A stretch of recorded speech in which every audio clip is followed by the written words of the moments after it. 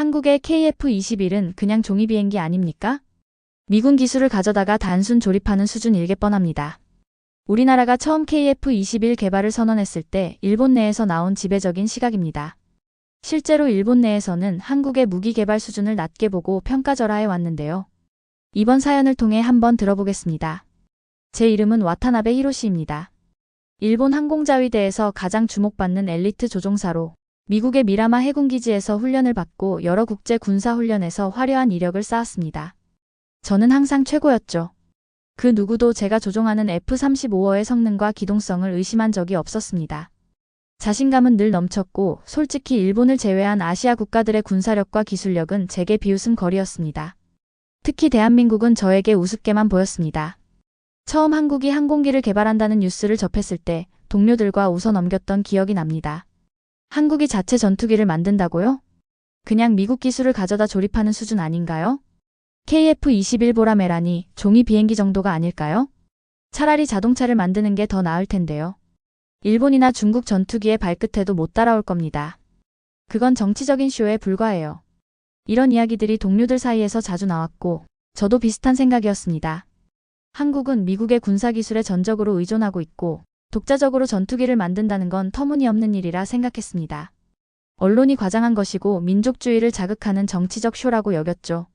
한 번은 미라마에서 함께 훈련한 미국 공군 친구 제이슨과 술자리를 가졌습니다. 그 자리에서도 KF-21 얘기가 나왔는데요. 제이슨 역시 웃음을 참지 못했습니다. 히로시, 농담하는 거죠? 한국이 자체 전투기를 만든다니요? 그 친구들은 미군 없으면 공중급류도 제대로 못할까걸요? 우리는 그렇게 믿었고 또 믿고 싶었던 걸지도 모릅니다. 사실 한국 공군의 실제 비행이나 기술력을 진지하게 평가해 본 적이 단 한 번도 없었으니까요. 그러던 중 환태평양 군사전략회의에서 생각지도 못한 사람을 만나게 되었습니다. 그의 이름은 이종석 대위였습니다. 한국 공군 대표로 나온 그가 자신만만한 표정으로 회의장에 들어서는 모습을 보니 묘하게 불편한 감정이 들었습니다. 이 대위는 차분한 목소리로 KF-21의 성능과 대한민국 방위산업의 성과를 설명했습니다. 저는 그의 말을 듣다가 도저히 참지 못하고 손을 들어 질문했습니다. 이 대위님, 솔직히 이야기해봅시다. KF-21 엔진은 미국산이고 레이더도 제대로 된 AESA 레이더가 아닐 텐데요. 그런 전투기가 어떻게 일본이나 중국의 전투기와 경쟁할 수 있습니까? 한국이 경제적으로 발전했다고는 하지만 전투기는 다른 차원의 문제 아닌가요? 그러자 그의 얼굴에서 미소가 사라졌고 눈빛이 날카로워졌습니다. 와타나베 대위님, KF-21은 미국과 기술 협력을 했지만 명백히 대한민국의 기술력이 집약된 전투기입니다. AESA 레이더를 포함한 대부분의 핵심 장비는 우리 자체 기술로 개발된 것이고요. 제가 권하고 싶은 것은 한국에 대한 오만한 시선을 거두고 실제 데이터를 보며 판단하시라는 겁니다. 그 순간 제 얼굴이 뜨거워졌습니다. 그의 말이 제 자존심을 건드렸지만 끝까지 인정할 수 없었죠. 좋습니다. 그 실제 데이터라는 걸 보게 되면 저도 기꺼이 인정하겠습니다. 물론 그런 자료가 존재한다면 말이죠. 회의가 끝나고 불쾌한 기분으로 자리를 떴습니다. 이종석 대위의 말이 계속 마음에 걸렸습니다. 그러나 그때까지만 해도 몰랐습니다. 제 오만한 생각이 얼마나 큰 착각이었는지, 그리고 한국 공군이 얼마나 멀리 앞서 나가고 있었는지를요. 이 모든 것이 곧 제가 직면해야 할 진실이었습니다. 회의 다음날 아침 저는 여전히 이종석 대위의 말이 머릿속에서 떠나지 않았습니다.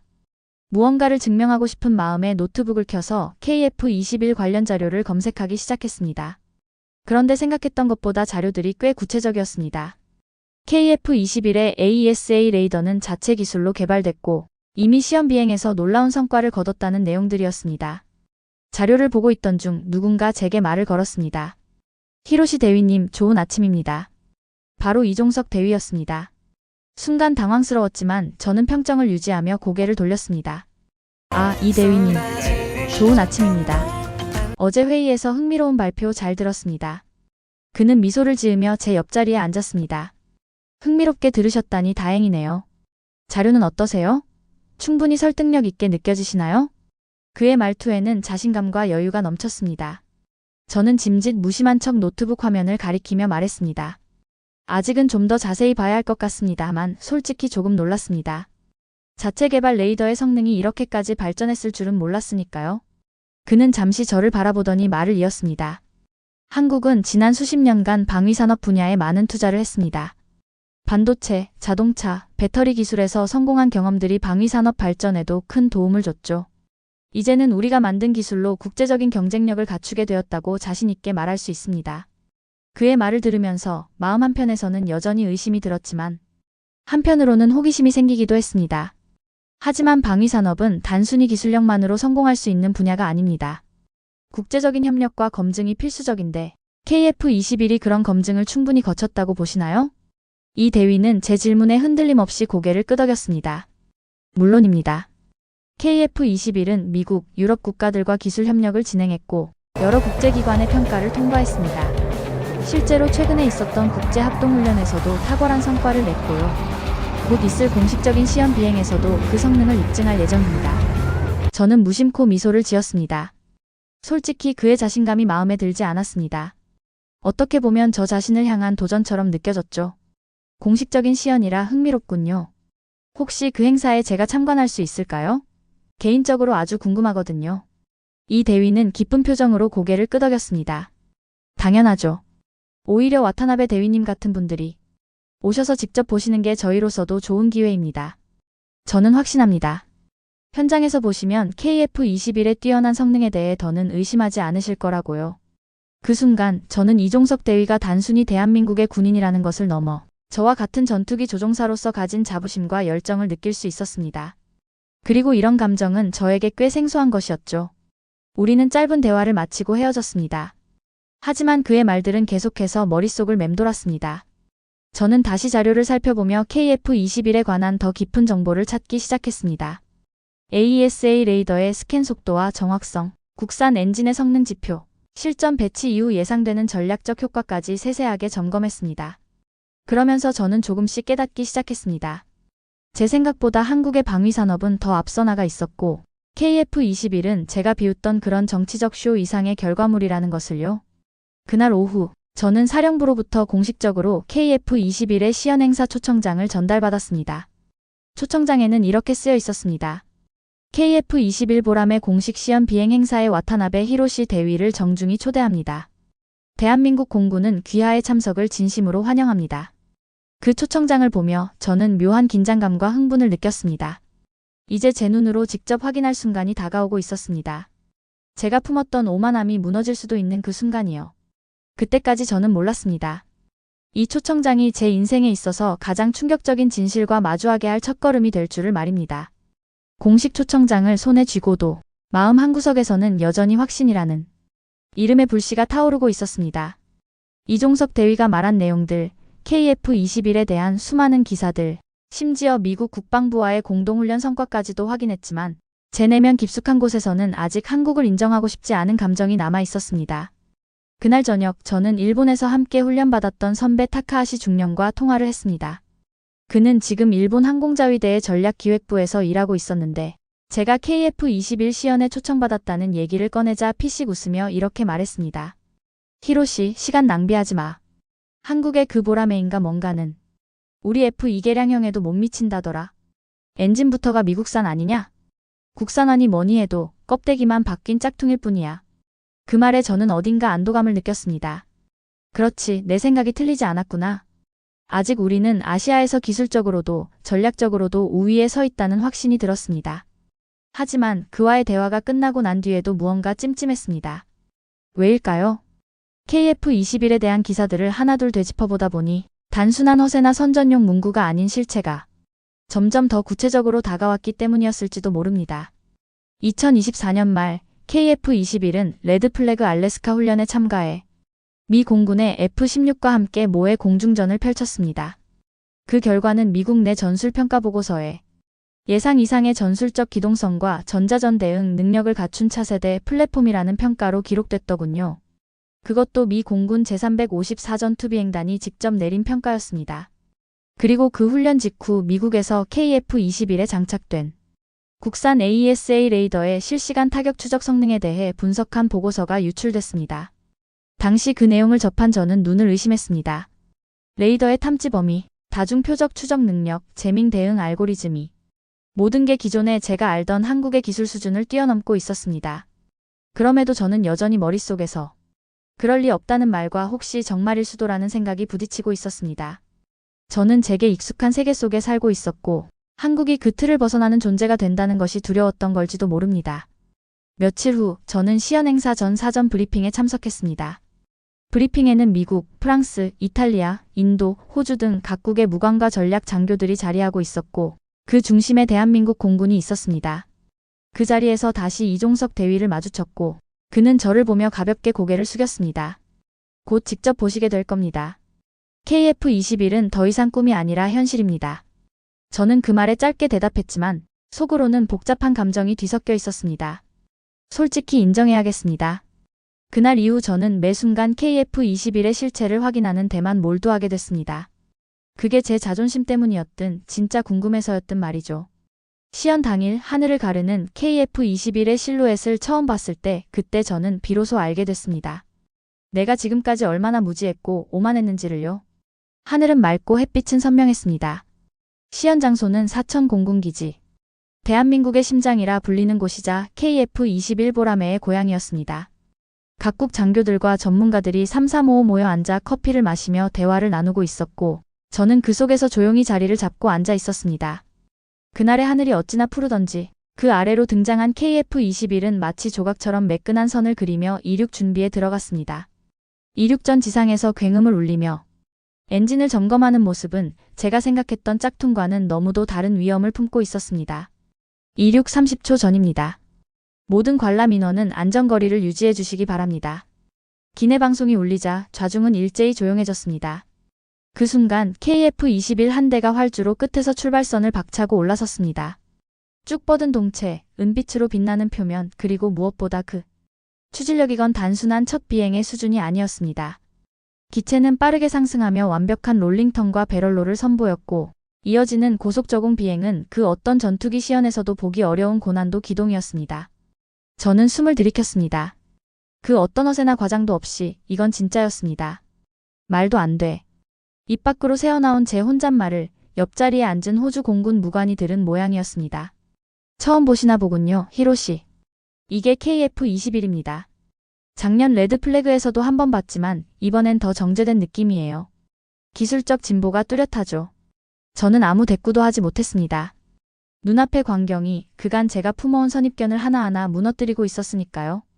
시연은 단순한 비행으로 끝나지 않았습니다. KF-21은 가상의 적기와의 교전 시나리오에 따라 전자전 대응과 표적 타격 시연도 펼쳤고 화면에는 실시간으로 데이터가 전송됐습니다. AESA 레이더를 통해 탐지한 적기 수, 추적 정확도, 그리고 다중 타격 성능. 그 순간 저는 속으로 중얼거렸습니다. 이건 진짜네. 우리가 생각했던 그 수준이 아니야. 행사가 끝난 뒤 저는 잠시 혼자 외곽으로 나가 고개를 들고 하늘을 바라봤습니다. 아직도 KF-21이 선회하며 비행하던 장면이 눈앞에 선했습니다. 그리고 그 하늘 아래에서 제 무지가, 제 자만이, 제 모든 고정관념이 서서히 녹아내리고 있었습니다. 그날 저녁 숙소로 돌아온 저는 노트북을 열어 KF-21의 상세 스펙을 다시 확인했습니다. 국산 AESA 레이더, IRST, 전자광학 타겟팅 포드, 공중급유, 다기능 무장 플랫폼. 그 어느 하나도 허세라 부를 수 없었습니다. 그리고 결정적인 것은 KF-21의 생존성과 유지 비용이었습니다. 미국의 F-35가 갖고 있는 고비용 문제를 상당 부분 보완하면서도 전장 기동성과 스텔스 설계를 동시에 구현한 이 플랫폼은 명백히 현실적인 전투기였습니다. 기록을 살펴보니 KF-21은 필리핀, 이집트, 콜롬비아 등의 국가에서 큰 관심을 받고 있었고 이미 일부 국가는 도입을 위한 협상을 시작했다는 보도까지 나와 있었습니다. 저는 무거운 한숨을 쉬며 눈을 감았습니다. 제 자신에게 말했습니다. 히로시, 너 정말 무지했구나. 그 말은 참 쓰라렸지만 거짓이 아니었습니다. 한국이 만든 전투기를 비웃던 나날들, 그럴 리 없어라고 말하던 순간들, 그것이 얼마나 어리석었는지 이제야 실감하고 있었습니다. 그리고 그날의 충격은 제 인생의 방향을 서서히 바꾸고 있었습니다. 한국은 더 이상 우리가 알고 있던 한국이 아니었습니다. 기술로, 실력으로, 그리고 열정으로 그들은 진짜를 만들어내고 있었던 겁니다. 그리고 저는 그 진짜를 목격하고 말았던 겁니다. KF-21의 시연이 끝나고 며칠이 지났지만 제 머릿속은 여전히 그 비행 장면으로 가득했습니다. 어느 방향에서 접근하든 어떤 고도에서 보든 간에 그것은 명백히 수준 높은 전투기였습니다.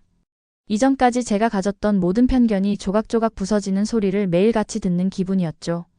이종석 대위와 다시 마주한 것은 행사 후 진행된 각국 장교들 간의 평가회의에서였습니다. 그는 여전히 침착했고 자신감에 차 있었으며 그 눈빛은 말보다 더 강하게 자신을 설명하고 있었습니다.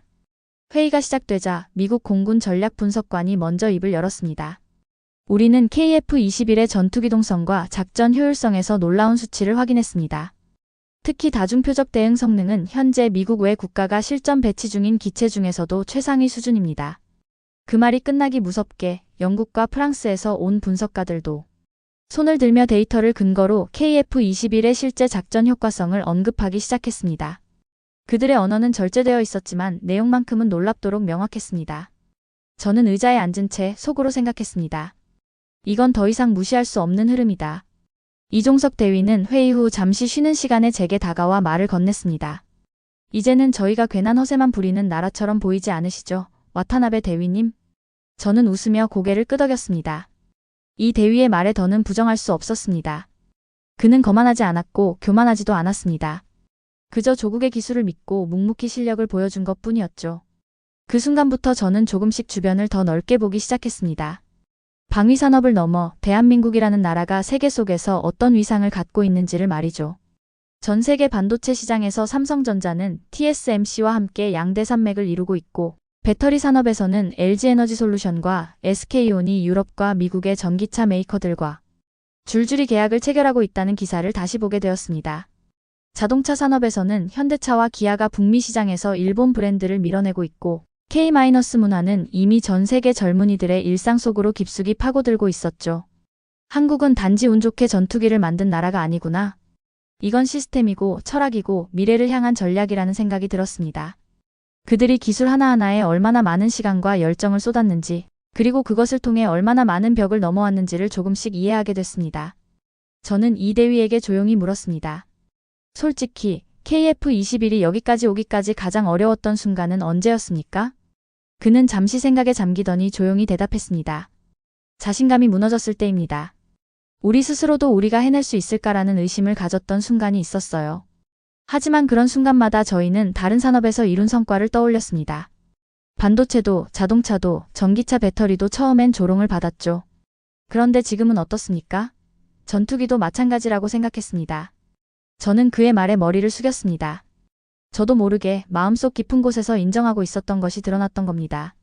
그날 밤 저는 일본 본국의 친구들에게 메시지를 보냈습니다. 한국의 KF-21을 실제로 보니 생각이 달라졌다. 우리는 뭔가 잘못 보고 있었던 것 같다고요. 한 명은 답장을 보내 이렇게 말했습니다. 그래봤자 일본이 기술적으로 더 우위야. 걱정 마. 그쪽은 따라오려면 아직 멀었어. 저는 그 답장을 가만히 들여다보며 웃었습니다. 불과 일주일 전에 저라면 똑같이 말했을 겁니다. 하지만 이제는 다릅니다. 저는 봤고 느꼈고 깨달았습니다. 그리고 스스로에게 조용히 말했습니다. 이젠 더 이상 등을 돌릴 수 없어. 부정할 수 없는 현실이 눈앞에 있어. 그날 이후 제 시선은 바뀌기 시작했습니다. 한국을 경쟁국이 아닌 배울 점이 많은 파트너로 바라보게 된 건 아마도 그 순간이 처음이었습니다. 이종석 대위와의 대화 이후 저는 스스로도 이상하리만큼 한국에 대해 더 알고 싶어졌습니다. 그들의 방위산업은 물론이고 왜 그들이 그토록 당당하게 KF-21을 내세울 수 있었는지 그 배경이 궁금해졌습니다. 그것은 단순한 호기심이 아니라 더 이상 모른 채 하고 싶지 않다는 감정에서 비롯된 갈망이었습니다. 저는 일본으로 돌아가는 비행기에서 KF-21의 해외 반응에 대한 자료들을 찾아보기 시작했습니다. 각국의 군사 분석기관과 국방 전문 매체들이 한국의 기술력에 대해 조심스럽게 그러나 분명히 찬사를 보내고 있었고 그 중에서도 특히 기억에 남는 건 미국의 디펜스 뉴스가 정리한 보고서였습니다. 보고서에는 이런 문장이 있었습니다. KF-21은 단순히 한국이 만든 첫 번째 전투기가 아니다. 그것은 한국이 세계 방산 시장에서 더 이상 주변국이 아니라는 것을 의미하는 선언이다. 이 문장을 읽고 저는 가슴이 철렁했습니다. 그것은 마치 지금까지 제가 외면하고 있던 사실을 정면으로 찌르는 말처럼 느껴졌습니다. 한국은 그 작은 반도 국가는 더 이상 과거의 그 나라가 아니었습니다. 이제는 기술로 세계를 설득하고 제품으로 신뢰를 구축하며 전투기로 전략을 설계하는 국가가 된 것이었습니다. 며칠 후 방위산업 컨퍼런스 차원에서 다시 한번 한국을 찾게 된 저는 한 세션에서 이 대위와 재회하게 되었습니다. 그는 여전히 차분했고 당당했으며 무엇보다 그 눈빛은 더 깊어진 듯 보였습니다. 컨퍼런스에는 폴란드, 인도네시아, 필리핀 등 한국 무기 수출국의 관계자들도 참석하고 있었고 그들의 입에서도 한국산 무기에 대한 신뢰가 자연스럽게 흘러나왔습니다. 필리핀 국방부 관계자는 이런 말을 했습니다. 한국은 계약을 지키는 나라입니다. 일정도 기술도 신뢰도 모두 국제 기준 이상입니다. 무엇보다 납기가 늦지 않습니다. 그것만으로도 우리는 한국을 선택할 이유가 충분했습니다. 그 말을 들으며 저는 다시 한번 생각했습니다. 납기라는 단어에서조차 감동을 받을 줄이야. 하지만 그건 사실이었습니다. 일본조차 요즘은 방산 납기를 맞추는데 어려움을 겪고 있는데 한국은 그것마저도 약속이라 여기고 지켜낸다는 것이었습니다. 그 자리에서 이 대위가 저에게 조용히 말했습니다. 와타나베 대위님, 한국은 무기를 수출하고 싶어서 이걸 만든 게 아닙니다. 우리는 살아남기 위해, 스스로를 지키기 위해 만든 겁니다. 하지만 그 과정을 통해 우리가 할 수 있는 게 많다는 걸 깨달았죠. 그리고 이제는 우리가 지키는 것뿐만 아니라 다른 나라를 도울 수 있는 위치가 됐다고 생각합니다. 그 말을 듣고 저는 다시 생각에 잠겼습니다. 전에는 수출 경쟁, 기술 우위, 전략적 이득 같은 단어만 생각했지만 이제는 그 모든 것 뒤에 숨은 철학과 의지를 본 느낌이었습니다. 한국은 단순히 방산 기술로 우위를 점한 것이 아니라 살아남기 위한 의지로 기술을 발전시켜온 나라였습니다.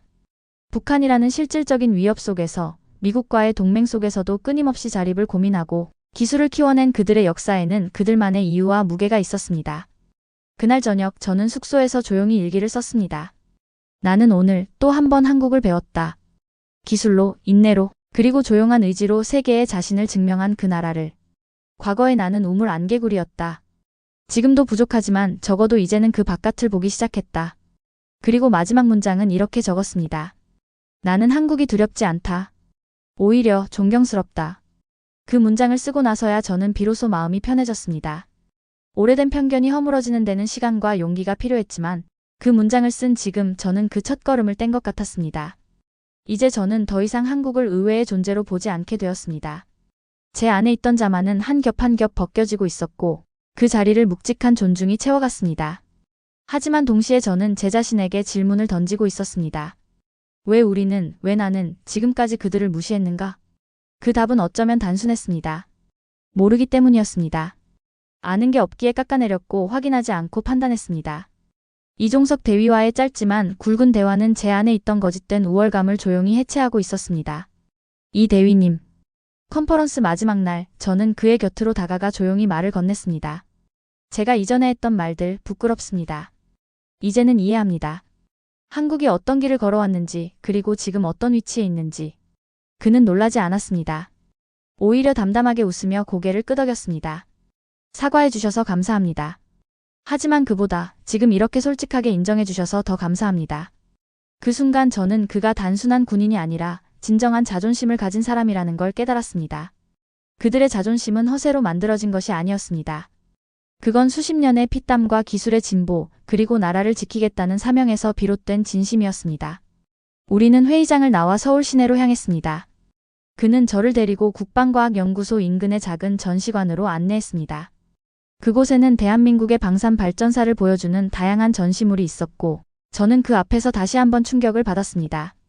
1970년대 그들이 소총 하나 제대로 만들지 못하던 시절의 사진부터 시작해서 2000년대 K9 자주포의 수출 K2 전차의 글로벌 테스트 기록, 그리고 KF-21 개발 초기 설계도가 순서대로 전시돼 있었습니다. 모든 것이 실화였고 모든 것이 진심이었습니다. 이 전시물들을 보면요. 이 대위가 조용히 말했습니다. 한국은 그저 빠르게 기술을 모방하고 따라온 나라가 아닙니다. 우리는 반드시 우리만의 방식으로 만들고 더 나은 성능을 추구해왔습니다. 자존심 때문에요. 남들이 우리를 어떻게 보든 상관없이 우리는 우리가 누구인지 스스로 증명해 보이고 싶었던 거죠. 그 말에 저는 고개를 끄덕일 수밖에 없었습니다. 그게 바로 진정한 자존심이었습니다. 그들은 타인의 시선을 의식해 치장한 게 아니라 묵묵히 쌓아올린 실력으로 자존심을 지켜왔던 겁니다. 그날 저녁 저는 이 대위와 함께 전통 한식을 먹으며 술잔을 기울였습니다. 소주 한 잔이 목을 타고 넘어갈 때마다 저는 마음속 어딘가에서 무너지고 또 다시 쌓여가는 무언가를 느꼈습니다. 와타나베 대위님, 혹시 일본에서도 이런 이야기들을 나눌 기회가 있으셨나요? 한국의 방산 기술이라든가 산업 성장 과정이라든가. 그 질문에 저는 웃음과 함께 대답했습니다. 전혀요. 우리 사회는 너무도 우리 중심이죠. 그러다 보니 가까운 이웃이 어떻게 변화하고 있는지 관심조차 가지지 않습니다. 나 자신부터 그랬습니다. 그는 잠시 생각에 잠기더니 조용히 말했습니다. 그래도 이렇게 직접 오셔서 보고 느끼고 인정해 주신 건 큰 변화라고 생각합니다. 그것만으로도 충분히 의미 있는 걸음입니다. 서울의 밤은 조용했고 어느덧 비가 부슬부슬 내리기 시작했습니다. 저는 유리창 너머로 스며드는 빗방울을 바라보며 말했습니다. 이 대위님, 이제는 알겠습니다. 기술만으로 강한 나라가 되는 게 아니라는 걸. 그리고 그 기술을 만든 사람들이 얼마나 자부심을 가지고 있는지도 말이죠. 그는 고개를 끄덕이며 잔을 들었습니다. 그리고 그런 자부심은 결국 다른 나라 사람들의 인식도 바꾸게 만듭니다. 오늘 와타나베 대위님처럼요. 저는 그 잔을 마주들며 말했습니다. 다음에 누가 한국을 얕잡아보는 말을 하면 제가 직접 말릴 겁니다. 이제는 그냥 넘기지 않겠습니다. 그날 밤 저는 진심으로 그 약속을 마음속에 새겼습니다. 더 이상 모른다는 이유로 깎아내리는 일은 없을 거라 다짐하면서요. 일본으로 돌아온 뒤 처음 며칠은 말수가 줄었습니다. 오랜 시간 제 안에 자리 잡고 있던 사고방식이 흔들렸다는 건 그만큼 제 자아의 일부가 무너졌다는 의미였거든요. 하지만 이상하게도 그 무너짐은 저를 불안하게 하지 않았습니다. 오히려 편안했습니다. 무지에서 비롯된 자만과 오만을 하나씩 내려놓고 나니 시야가 더 넓어졌습니다. 일본 항공자위대 본부에서 열리는 전략 간부 회의에 참석했을 때 KF-21 이야기가 나왔습니다. 평소 같았으면 비웃음 섞인 농담들이 나왔겠지만 이번엔 제가 먼저 입을 열었습니다. 실제 시연을 본 결과 KF-21은 놀라운 기체입니다. 단지 스펙이 좋은 게 아니라 그 안에 담긴 기술력과 철학이 분명합니다. 일본은 지금 이웃의 현실을 냉정히 바라봐야 할 때입니다. 더 이상 한국은 안 될 거야 라는 낡은 고정관념에 기대선 안 됩니다. 순간 회의실은 조용해졌고 몇몇 장교들이 어리둥절한 표정을 지었습니다. 어떤 이들은 눈살을 찌푸렸고 또 누군가는 고개를 끄덕였습니다. 그 반응은 예상했기에 놀랍지는 않았습니다. 중요한 건 이제 저 스스로 거짓된 자존심을 내려놓고 사실을 말할 수 있게 되었다는 것이었습니다. 회의가 끝난 뒤 후배 한 명이 저를 조용히 불렀습니다. 선배, 한국에서 무슨 일이 있었던 겁니까? 그전과는 완전히 다른 이야기더라고요. 저는 웃으며 대답했습니다. 내가 바뀐 거다. 한국이 아니라. 그날 밤 저는 자택 서재에서 조용히 KF-21의 시연 영상을 다시 틀었습니다. 맑은 하늘을 가르며 힘차게 날아오르는 보라매. 그것은 단순한 비행기가 아니라 하나의 선언처럼 보였습니다. 우리는 할 수 있다는, 우리는 여기에 있다는. 그리고 저 자신에게 또 하나의 질문을 던졌습니다.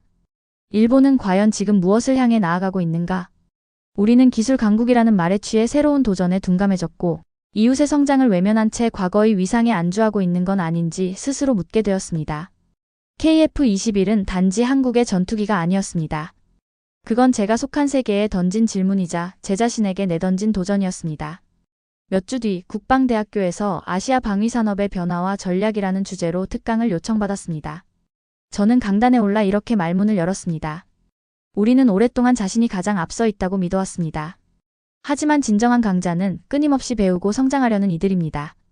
한국의 KF-21 개발 과정은 단순한 기술 성취가 아닙니다. 그것은 열정, 도전, 그리고 국가적 철학이 녹아든 총체적 작품입니다. 그 말을 하며 저는 청중을 바라봤습니다. 그 중에는 저처럼 무언가를 깨달을 준비가 된 눈빛도 있었고 여전히 의심을 품은 눈도 있었습니다. 하지만 이제는 알고 있습니다. 변화는 바로 그런 작은 눈빛에서부터 시작된다는 것을. 강연을 마친 뒤 많은 학생들과 간부들이 제게 다가와 이야기를 나눴습니다. 어떤 이는 이런 말을 했습니다. 선배님 말씀 듣고 나니 한국이 정말 다시 보입니다. 그동안 우리가 너무 쉽게 단정 지어왔던 것 같아요. 저는 고개를 끄덕이며 말했습니다. 맞아요. 나도 그랬으니까요. 그런데 중요한 건 우리가 지금이라도 배우려는 자세를 갖는 겁니다. 늦지 않았습니다. 그날 밤 저는 오래도록 책상 앞에 앉아 있었습니다. KF-21, 이종석 대위, 그리고 서울의 그 비오는 밤. 모든 기억이 선명하게 떠올랐습니다. 그리고 저는 조용히 일기장을 펴고 마지막 한 줄을 적었습니다. 나는 이제 진짜로 하늘을 보는 법을 배웠다. 한국은 그저 기술을 흉내내는 나라가 아니었습니다. 그들은 수십 년 동안 묵묵히 쌓아온 기술과 의지로 세상의 인식을 바꾸고 있었습니다. 그리고 이제 그들의 보람에는 하늘 위로 우직하게 날아오르고 있습니다. 어쩌면 그 비행은 전 세계를 향한 한국의 조용한 선언인지도 모릅니다. 오늘의 사연은 여기까지입니다. 어떠셨나요? 우리나라는 지리적으로나 역사적으로나 일본과 중국으로부터 많은 핍박을 받아온 나라입니다. 그래서 항상 이 두 나라는 우리나라를 무시하곤 하죠. 그런데 이제 우리 대한민국은 크게 성장했고 어느 나라와 비견해도 절대 밀리지 않는 나라가 됐습니다. 여러분이 생각하는 우리나라의 모습은 어떤지 댓글로 달아주세요. 구독과 좋아요는 이 채널을 지속하는 데 큰 힘이 됩니다. 감사합니다.